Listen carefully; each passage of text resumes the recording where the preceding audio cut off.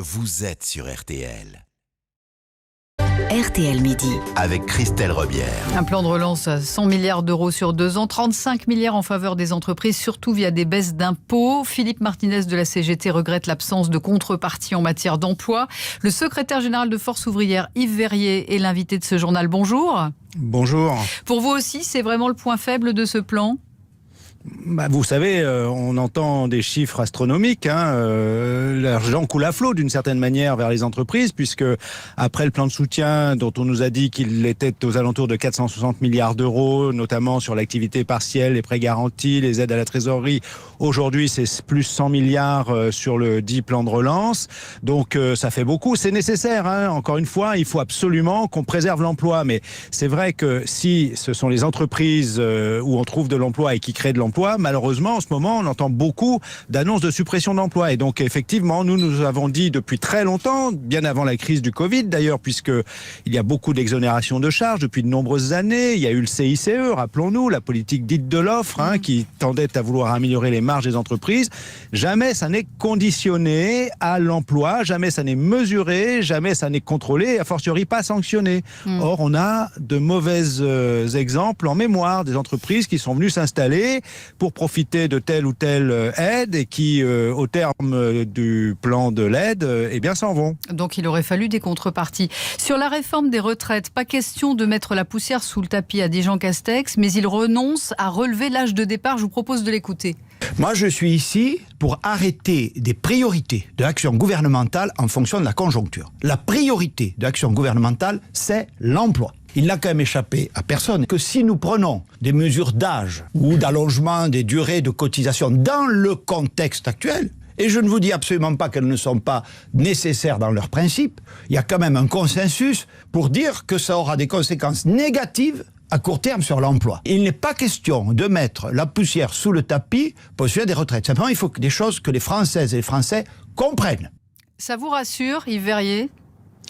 Dans l'immédiat, je constate, et d'une certaine manière tant mieux, que le Premier ministre a peut-être entendu ce que je disais tout au long de l'été, en rappelant effectivement que l'urgence aujourd'hui c'est l'emploi, notamment l'emploi des jeunes, et qu'il serait complètement incompréhensible qu'on dise à ceux qui ont encore un travail, et c'est loin s'en faut, tous les salariés qui arrivent à l'âge de la retraite, n'oublions pas qu'un sur deux, quand il liquide sa retraite, n'est plus en emploi, mais qu'à ceux qui ont encore un emploi, on leur dise vous allez devoir travailler plus longtemps pendant que beaucoup cherchent un emploi, et notamment des jeunes. Donc ok.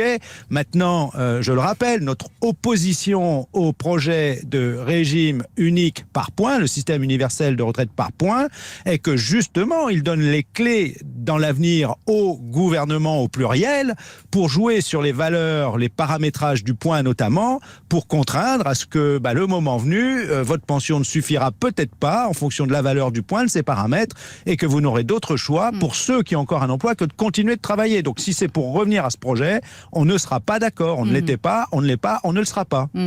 Rien sur le pouvoir d'achat des ménages dans ce plan de relance. Est-ce que vous comprenez l'argument du Premier ministre qui consiste à dire qu'aider les entreprises, c'est sauver l'emploi et donc le pouvoir d'achat ?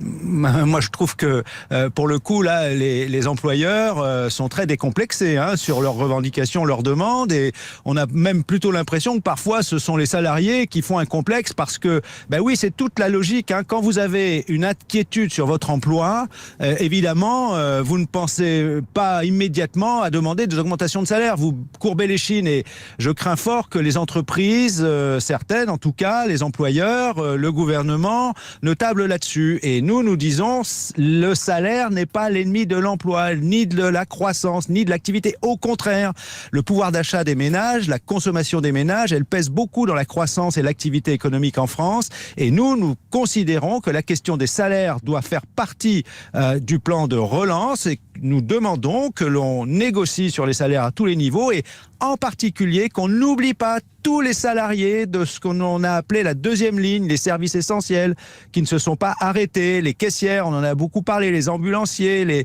chauffeurs dans les secteurs du transport, les manutentionnaires, les salariés des entreprises de nettoyage propreté, etc., etc.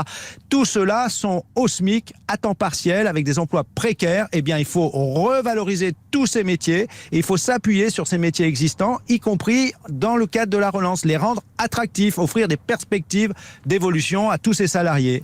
Et il y a un préavis de grève qui a été déposé par la CGT cheminot pour le 17 septembre à la SNCF. Est-ce que vous allez vous joindre à ce mouvement ou pas ? Nous avons échangé avec la CGT, nous avons réuni nos instances hier, nous réunissons tous nos responsables d'union départementale et de fédération d'industrie, d'activité le 23-24 septembre. On va regarder ce qu'est la situation. On n'a pas considéré que dans le moment présent, ce serait efficace. Voilà, donc on n'est pas associé au 17 directement.